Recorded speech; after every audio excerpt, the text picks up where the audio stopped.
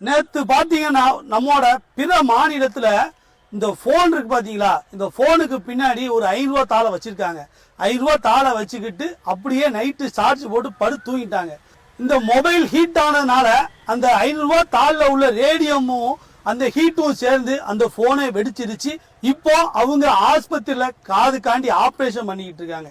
இந்த நிலைமை நம்ம யாருக்கும் வரக்கூடாது. அதனால நம்ம எல்லாருமே தயவு செய்து இந்த போனுக்கு பின்னாடி பணம் வைக்கிறத தயவு செய்து நிப்பாட்டிடுங்க.